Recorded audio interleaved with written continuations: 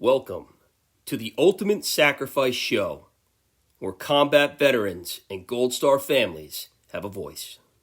All right, welcome to the next episode of the Ultimate Sacrifice Show. Today's episode, we have Cameron West on.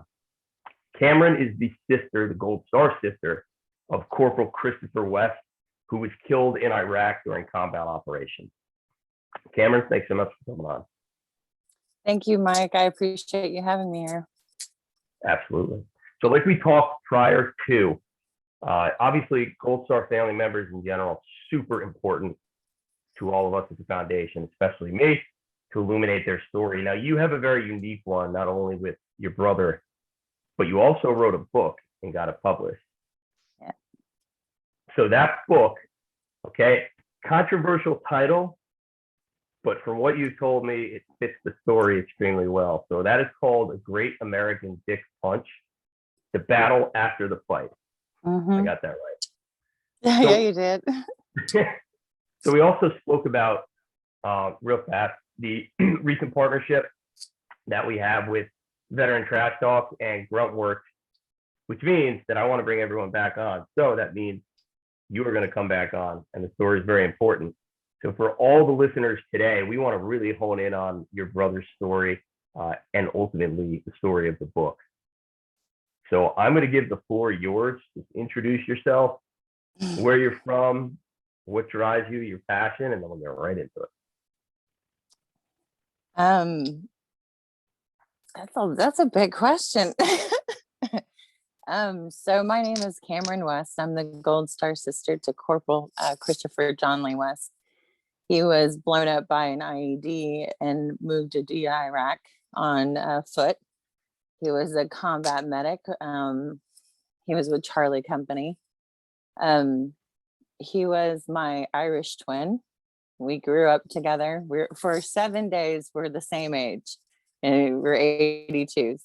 And so it was always funny between us because we would give each other hell for that. But he was. We went to school together. We walked life together.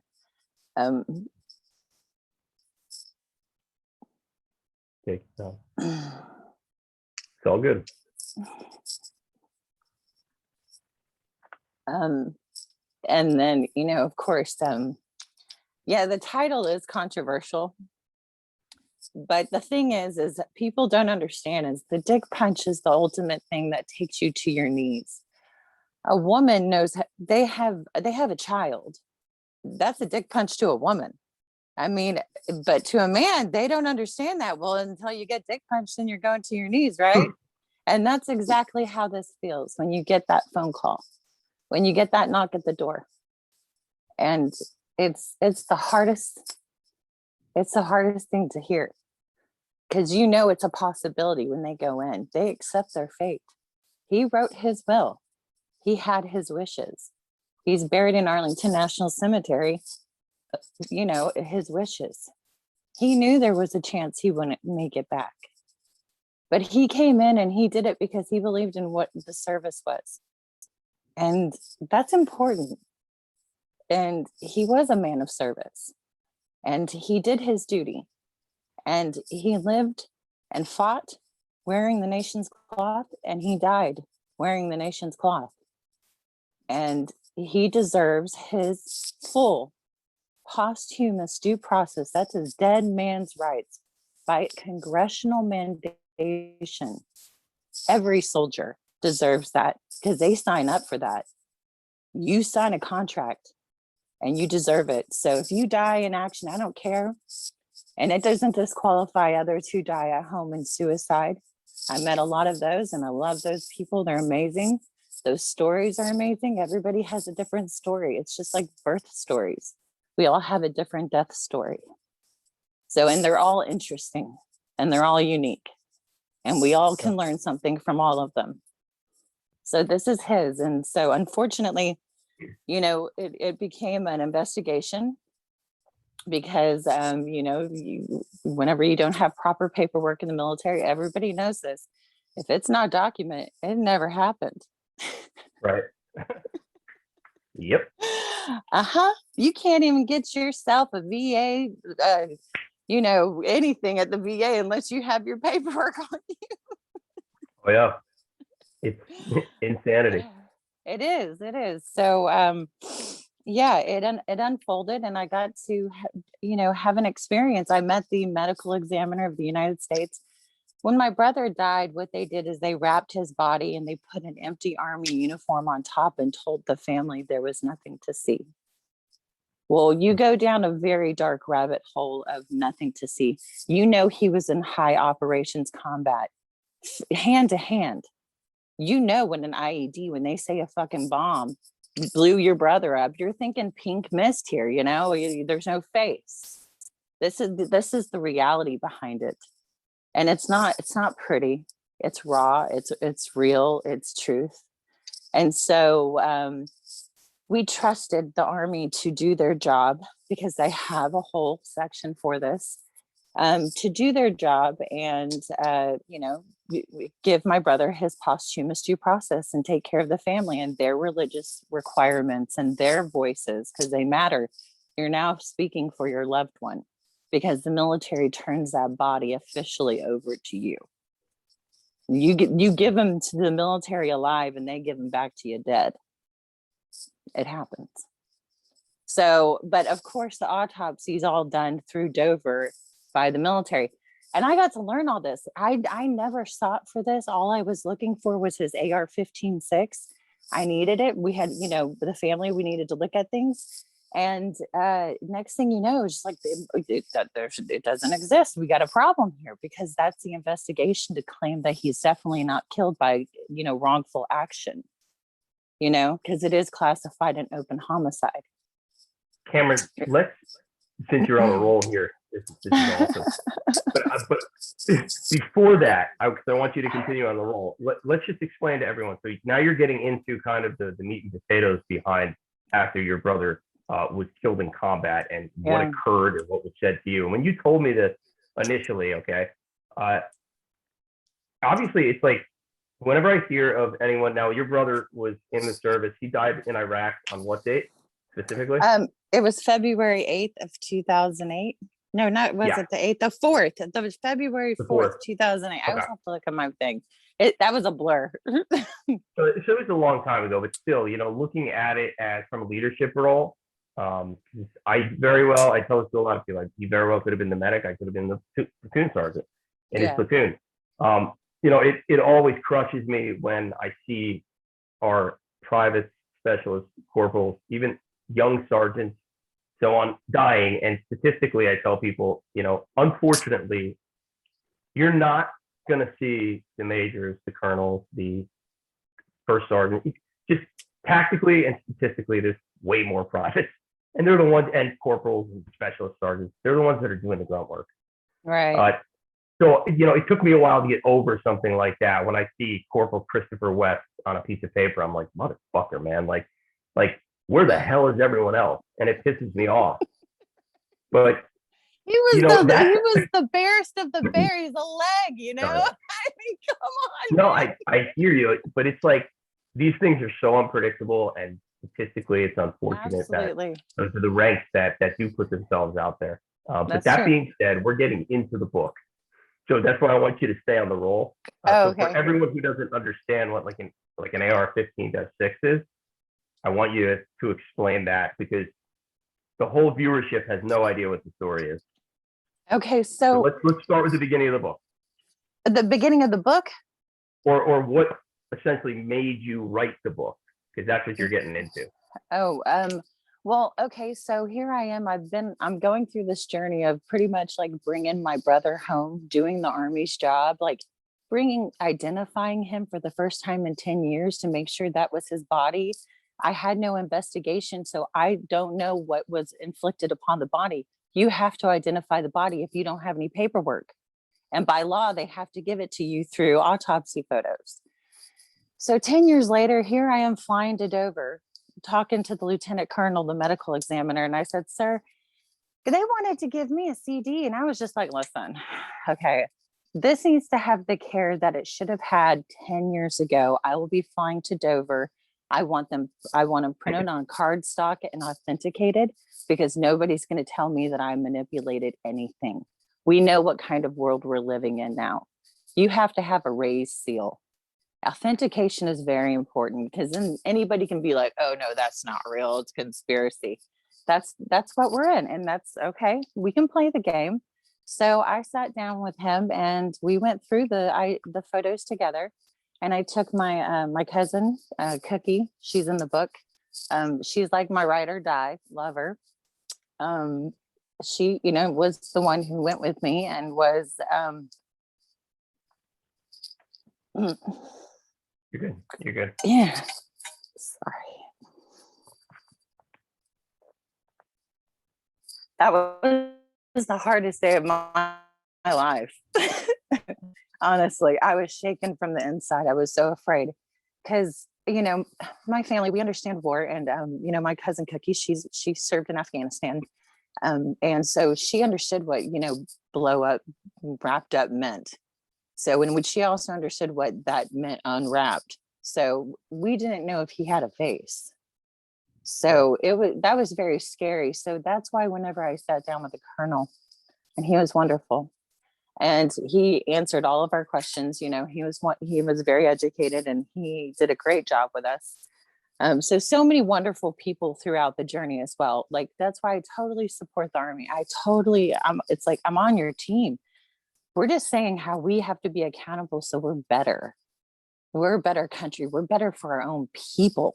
And that's why I wrote the book, because I know that this is a teachable moment and a lessons learned so that we can be better and we can do better.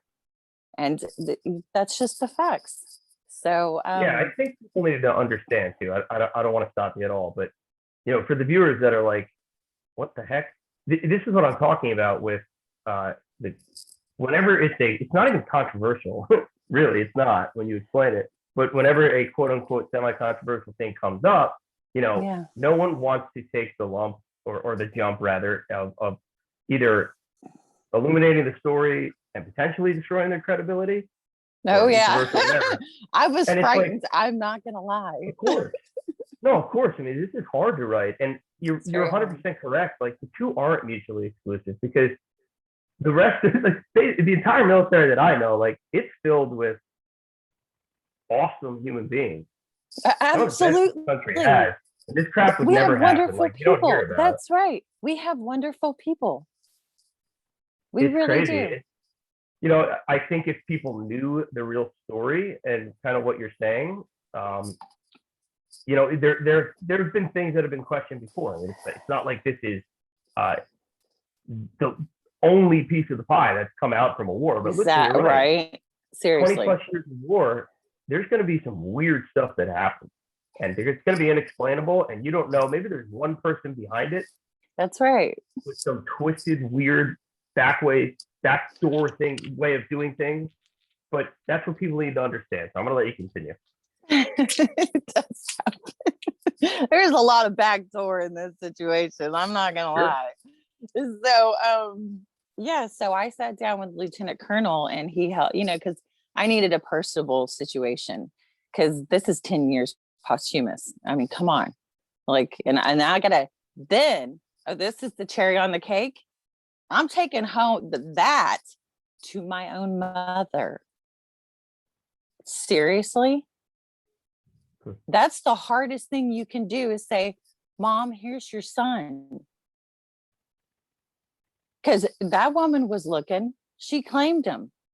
That's her son. And she felt in it's our way, how we, our practice, our death rituals and ceremonies and traditions, which is our rights. And we identify our dead. And that's what we did. And that's part of our, our closure and what we do and how we, celebrate and honor. So, the Army took a lot of our rights away. So we had to go through these 10 years ago, and you're talking, it opens up, of course, 10 years of being just okay, that you saw an empty uniform and, maybe he was there, who knows? And then it's tough. It's tough. I mean, I can't even describe it, but, and I wish it upon nobody. I mean, oof. But so taking that home to my own mother was not my job. That's the Army's job. And it's unfortunate that that had to happen. And I believe that we are better than that for our people, and our people deserve better than that. So the colonel did sit with me, and I really appreciated him. He helped to educate me, and there's a lot of him and I with our dialogue. And we had great conversation, and we talked scientifically. That kind of helps me to, you know, whenever initially when it happens, it's just like my breath was taken away because his face was there.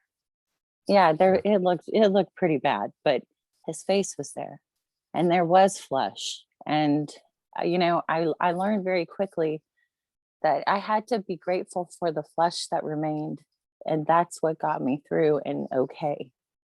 And then whenever I handed it to my mom, and she was waiting as soon as I walked in the door.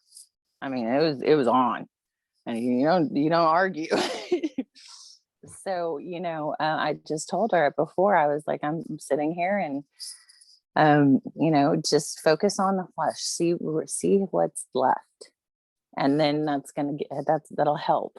And it did. And so it helped her as well to have that closure, and we did get to see his face. It looked great. And so that was it meant to a lot to us. And that was very personable and vulnerable, sharing all that. But seeing your mother cry, but not bawling, but just big tears, and it's like, there's nothing you can say. There's nothing you can do. I mean, you just have to let her have them and just be like, shit. So that's what happened. And so that's part of the journey too. And so that's in the book. So it's what happens in families when they decide to go through this and then actually look into it and ask the questions. Because it was, as the lieutenant colonel told me, he goes, people normally don't do this, ma'am, Miss West. And I was like, yes, sir, I am really aware of that. I said, but it's about time people do. And Right. we need to exercise our rights because it's important. And it does catch things like this, and it does hopefully change things so that we are better and kinder to our people. Because they clearly, if they're serving and they're getting paid crap, to go boots on the ground to get shot at. I mean, man, come on, give a dead man his rights, I mean, why not? So, because it does affect the living.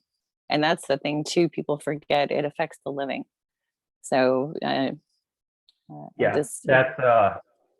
me interject real fast. So I remember when I deployed on my first deployment to Afghanistan, that it was probably similar to like where your brother was, charity wise, with Iraq, like we kind of touched on before the show. But just in general, that was a big fighting and peak season of fighting in Afghanistan. And I remember we did something, I don't know if I'm right on the number, but it was over 40 ramp ceremonies on that deployment. And you know what a ramp ceremony is, yeah. And I don't. Okay. So basically, so I was on the aid and litter team when I first landed in Afghanistan, brand new in the military, and I volunteered for it. And I remember running up to the bird, and I just want to say this side note real fast. It's important. Like, this is what soldiers do see, and this is what happens. But I remember running up to the bird, and we had a casualty coming off, and I didn't know what I was doing on the aid and litter team at this time. I just went to a certain position to grab a handle, and I just so happened to be the position where you're going to be right next to the head when you're carrying this litter. Now, that being said, the head was like 3/4 of the way gone, and all kinds of weird crap. So war's very real in that aspect, and you learn that it's very real very fast. Yes, you do. But with that said, let's say you're taking American casualties off, you'll take them off the litter. The aid and litter team starts, you'll bring them into kind of a fast or quick medical facility for the proper medic stock to bring them into the more ramped up facility before they fly out. Now, that's kind of where the life-saving methods are amplified if they haven't already been tried, and they try to save their freaking life. Now, unfortunately, if they expire, we have to send them off properly. So that's what a ramp ceremony is called. Okay. So So literally, I wasn't doing aid and litter for all of them. You know, I was everywhere doing missions, but I did them for a lot of them whenever I was back. And we did, I believe we did over 40. That's carrying people in, American flag draped coffins back to the bird to send them off. And every single time, there was as many people as possible. But also, the only thought process that so many of us had in our head is, yeah, we just lost people. It really hurts, but they have a family, and a lot of them have kids. A lot of them have wives, sisters, brothers, aunts, uncles, moms, dads, so on and so forth. And that is what hurts. Particularly what I saw hurt the leadership the most. Obviously, because a lot of them are older, they have kids and a family.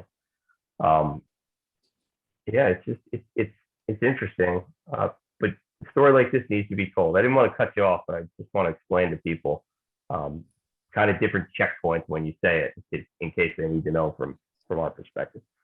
But Yeah. I'll let you go. I can never do that job. Well done, you. I mean, thank you. No. We need people like it's not you. like I wanted to, but No, but think about it. Someone like me is saying thank you to someone, because there's a man out there like you that did that job for my brother. So, and it could have been you. I don't know, but that guy exists in my reality. So I'm very grateful for that guy, because that's a great man and he did a great service. All of them, they did very well with handling that part. I mean, it just, they need to have their paperwork, it's I don't know how much the thing is the law changed with Pat Tillman whenever he was killed by friendly fire, and they first claimed it as an accident. His family fought because his AR-15-6 said that it was friendly fire, when it says that paperwork, that document is very important to the families, because that's the collateral damage report of what happened to your loved one. That's everything you have to stand off of. Well, they deserve that paperwork. That's why they have, whenever they get in, they have a PNOC, a primary next of kin, and that person is, you go forward. And so, anyways, yeah, the paperwork is really important. But where was I? So we were basically going through a lot of things, but we were going through your brother's experience. Basically, you were talking to the colonel about that, and he was giving you scientific solutions.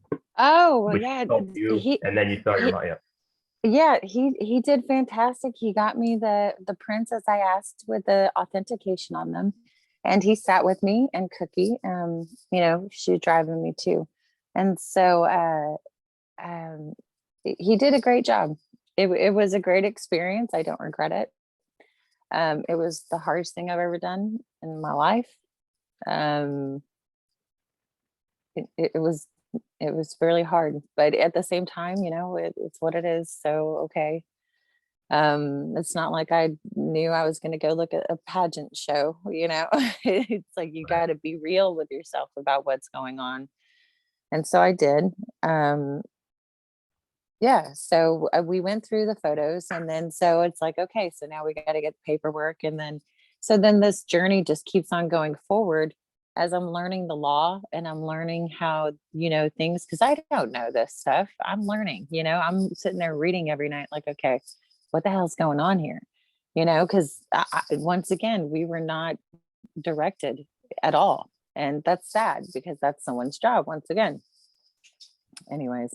Then it leads to a meeting, and those are the pictures at the back of the book for his primary, his AR-15-6 to be officially released by command. So we did make that meeting happen.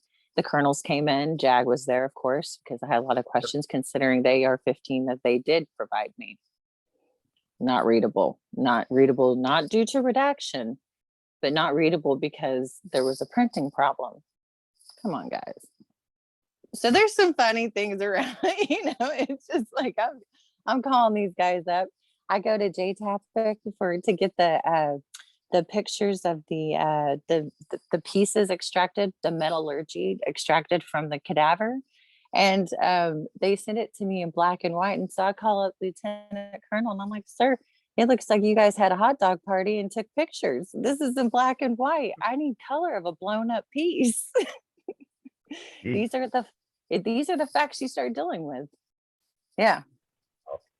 It's but you have to have some fun with it. I thought the hot dog party was funny, but I mean, you have to find some light in all of it. And if not, I mean, yeah, you don't make it long. That's true. So yeah, Where are you today with that?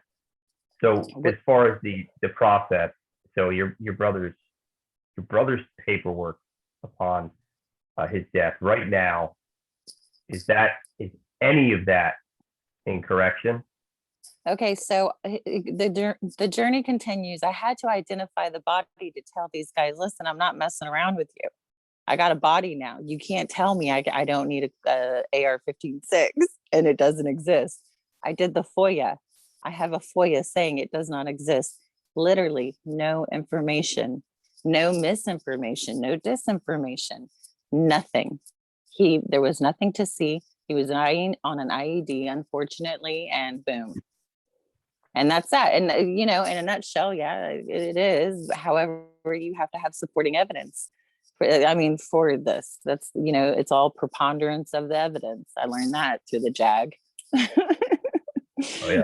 Yeah, right. You learn those things and then you're like, I wonder if this is an Article 92 because it sounds like gross negligence, mass gross negligence, and dereliction of duty. So then you call the Inspector General and guess what? Nothing. There's no representation of their own man. And that's what I was asking for, was where's his representation? And they won't touch it. There's no representation for him. It's an unfortunate incident. It was a classified homicide. It was open. I got the AR-15-6 released. They declassified it because I made it all the way up to the Brigadier General. That conversation is also in the book and that email dialogue with the Brigadier General. He was lovely. He did a great job. He found it. Wow. That's crazy. Right? Oh my God. So yeah, that kind of happened. So that all of that dialogue's in the book between me and the Brigadier General. I pretty much the book is this. I opened up completely after I finished the last investigation when they came to Texas. I got arrested, and the judge fined me to grief counseling. And so I decided I'd go to the vet center because I had resources as a Gold Star sister. I needed a counselor to sign off. So, because my judge needed it, right? Things happen. So I started going to the vet center and seeing this guy. Well, I decided to use it as a think tank. So I can think tank this out because I knew something's awry. It's like, I got to get this all put together. Well, eventually it evolves into a primary next of kin meeting. And that's where formally he was given his posthumous due process with a proper AR-15-6 that's readable from his original commander. He showed up, was lovely. He was amazing. I love that man. I mean, he's a sweetheart. His name is Colonel Falcon 6 in the book. But that's of course not his real name, but anyways, he was great. And I really am appreciative that he came. So I met a ton of amazing people on this journey and just people helping and doing, and not just that is being there.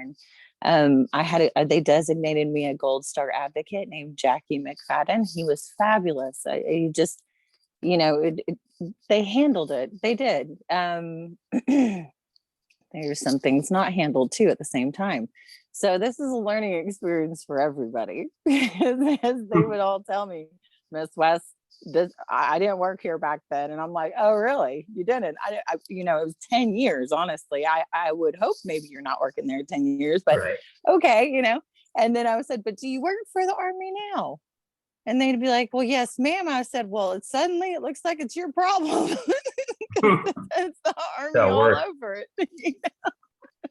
But I quickly learned that, through this journey, it evolved me as a human, and like, being a Gold Star sister in this experience. And, there's a lot of healing, there was getting through PTSD, how, of course every day is a journey, but, getting me through a lot of that stuff, and, doing what I felt was right for my brother, for the country, for everyone, myself as well, and was, I felt, so after all the meeting happens, which are the pictures in the back of the book, the 82nd Command came in. So the current colonel came in, the retired colonel came in, and then the JAG, and then the engineers. Of course, it goes down the line all the way down to the casualty mortuary affairs. They came in as well. And so it was great. It was a great show, So the dialogue is all in the book. The meeting is all in the book. It explains it as best as possible. I've never written a book, so this is my first one. But after everything, I told myself that I needed to write it down, because if I don't do it now, and this was after a month of, I needed to rest, like I was done. I needed to step back. I needed a mental health moment and do yoga, walks, just really just let it go. It's done. You've done as much as you can. You did a great job, because you have to tell yourself that too, because there's a lot of people, pushing you around along the way, calling you crazy. And it's like, no, I'm reading law right here. I got your. Yeah, it's funny. I mean, when I first heard about your book and your story, it is from our perspective, we don't see that, but it's not like it can't happen. I mean, if you're Right. missing a significant piece of paperwork, it's cut and dry. And the fact of the matter is you were. So there really is no argument here. And it's just it's not a story that you're going to hear. It's probably once in a lifetime. I know Maybe there's a couple more I don't know of. Well, no, But that's not true, because in the task force, here's the deal. I wish that was very true. I do. And there were, it's 11 men were killed in the task force led by the same command. So it was questioned in a PNOC meeting, because I can't speak for anyone else, but I can Right. speak for my brother, who was part of the team that was killed while they served. And those men are all on the list. They're all listed in the book as well.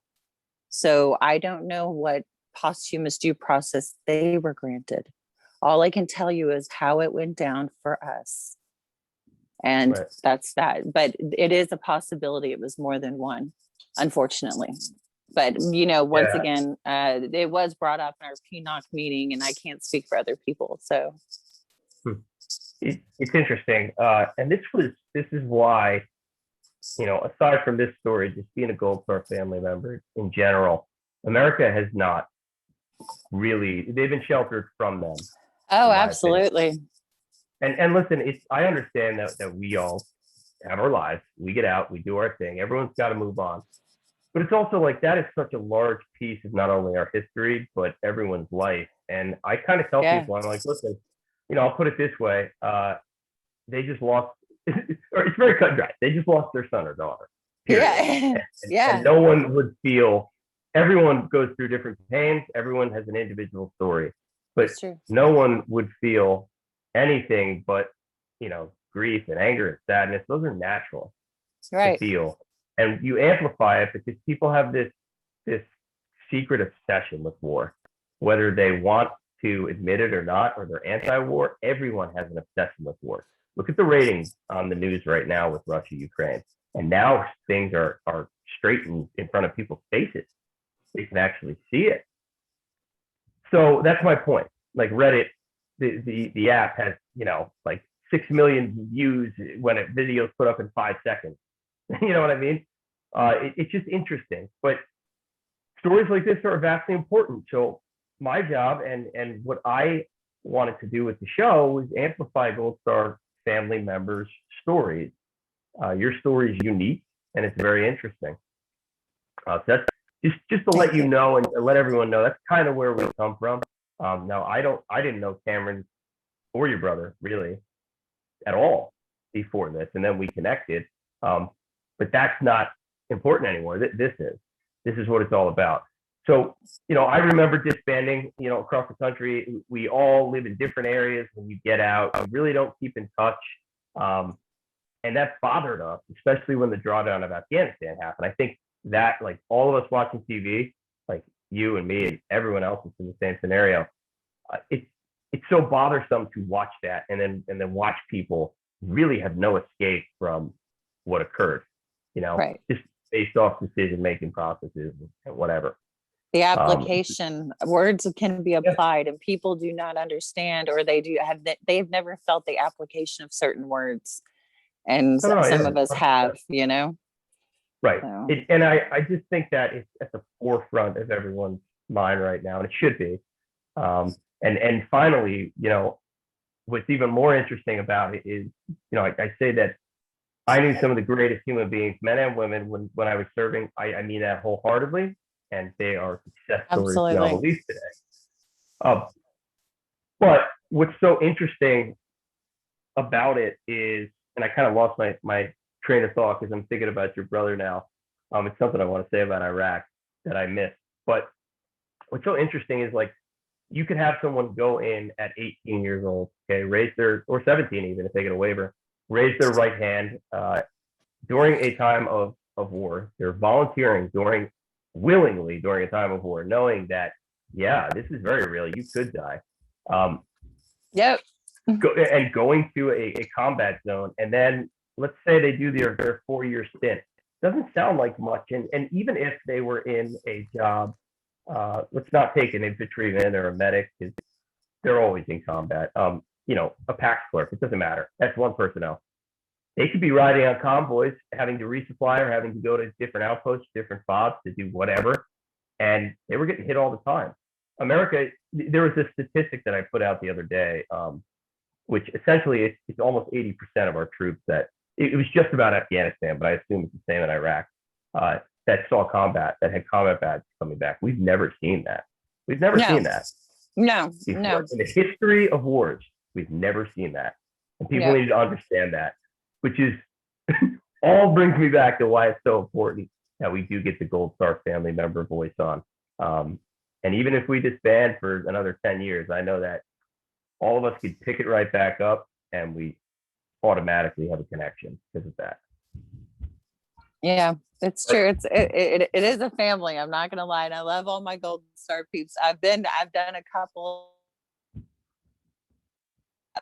circles. I always meet the most fabulous people. So many different stories whenever we all get together and people are sharing, and it's odd. It's one and the same, but they're so different. So what I wanted it's to really say cool. about That's your brother, you're 100%. Yeah. What I wanted to say about him being the medic was he with infantry dudes or Cav, or who was he with? A Cav.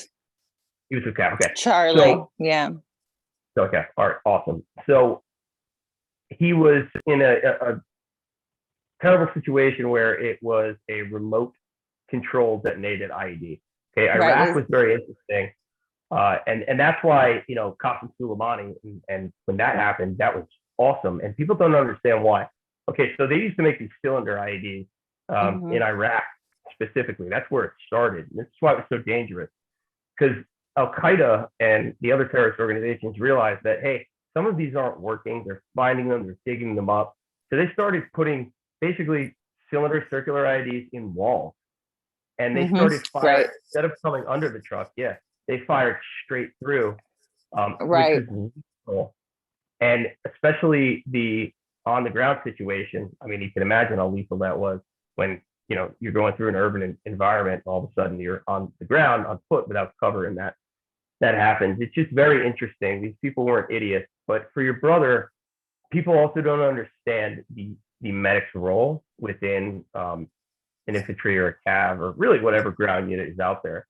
But when the medic goes down, because I've seen it, it is one of the most terrifying and daunting things that you can imagine, because they're the lifesaver.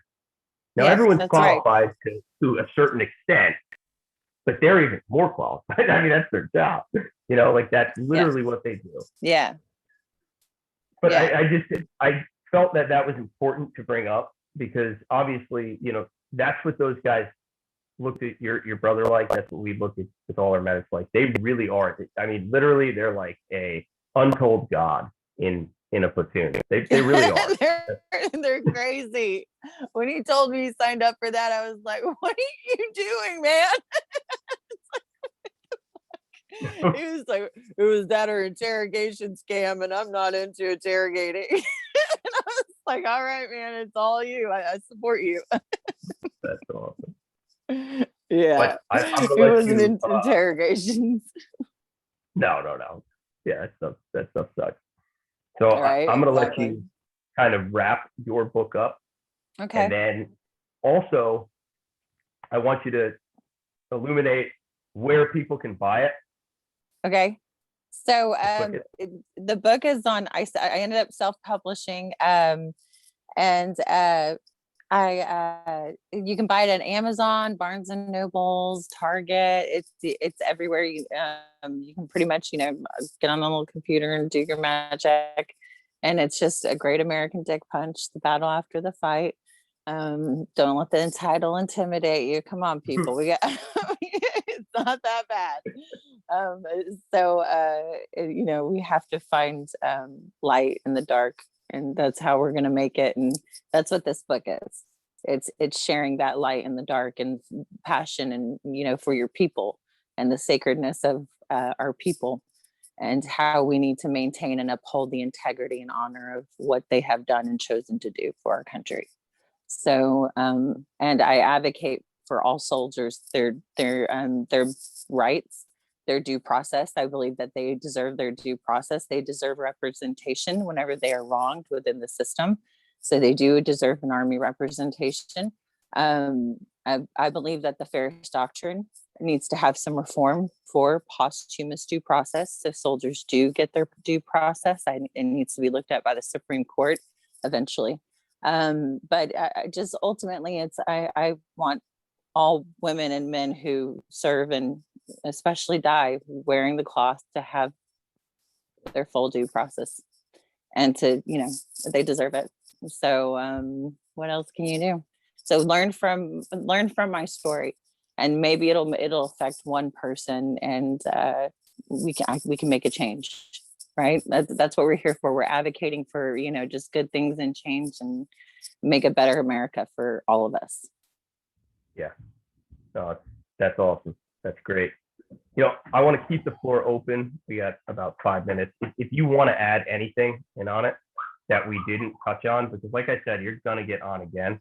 Okay. Because it's important, and then we can take a deeper dive into who your brother was as well. Yeah. But the floor is yours if you want it. Oh. Well, I mean, what you have to ask me something. I will. So why don't we talk about what you are stand for now, what you advocate for, what you do for a living? I think that's important. Well, I mean, after unfortunately, after my brother and my marriage did not make it, you find very quickly tragedy if you can grieve with your mate or not. And we did not grieve well together, or we were both too close to the source because we all grew up together. So that was sad. That was hard. I moved back to my hometown, and my mother's health was not doing well. So it was getting her back on her feet.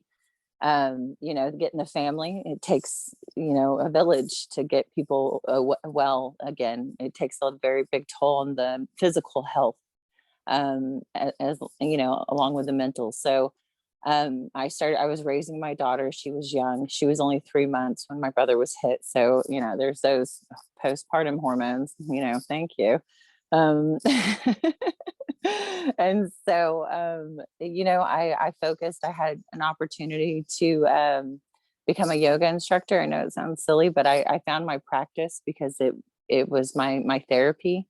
It was a way for me to learn how to breathe and to slow down and to get my thoughts together and be with things. And then I was invited to become an instructor, so I decided to do that. So my post-traumatic stress therapy was yoga, hot yoga, a lot of hot yoga, man. I just go in there and let it out and sweat it out and just, do good. And, and then I started teaching others. I love teaching. I haven't taught in a while. Right now I'm doing, I do different contracts for different data, operations analysis and stuff.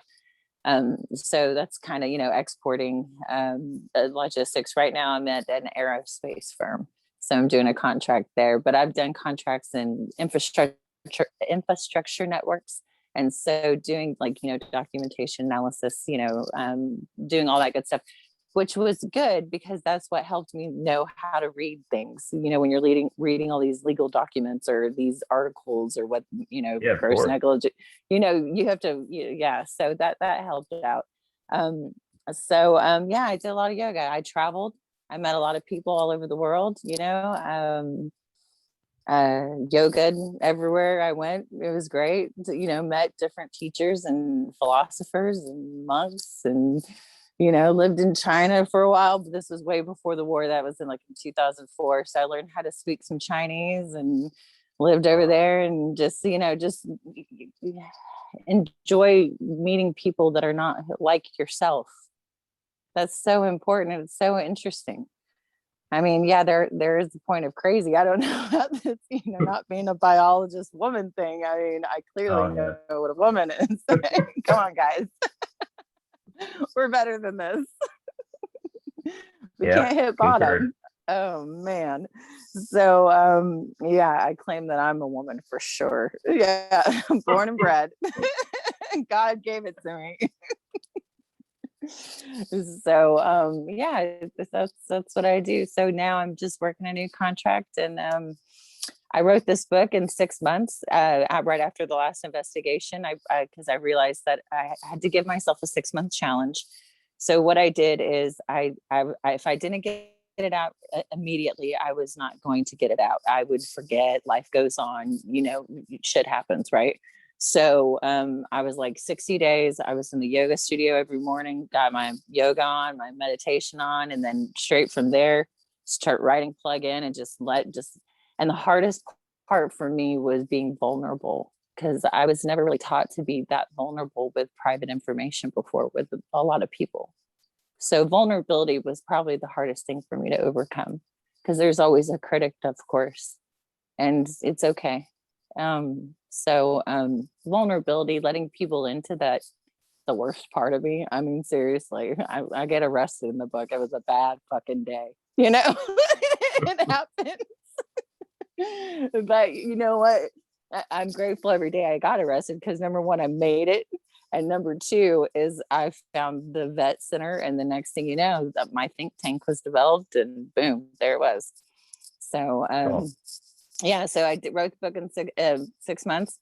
3 months. 3 months. Got it all out. I edited it, did all the editing. So there is no Grammarly. It is all of my language. It is all my words. It is all my work. And I take great pride in that, because a lot of people do not write their own story. And that is another hard thing to do, is writing your own story. And so, this is my story. These are my words. It is what it is. Awesome. Well, I hope that felt good getting that out. Oh, absolutely. Thank you. I appreciate that. Yeah, my pleasure. My pleasure to give you the platform. So everyone, that was Cameron West. Go check out A Great American Dick Punch, The Battle After the Fight. Real fast, where's the easiest place to get that again? We can say it again. Amazon. I don't want to promote just one company, but Barnes & Noble's, Amazon, anywhere. Awesome. All right. I want all you to go check that out. This is a very interesting story, and I'm actually looking really forward to deep diving into the book. But we will get you back on. For now, we're good to go. Thank you for coming on. Mike, thank you so much. You're amazing. What you're doing is awesome. Right on.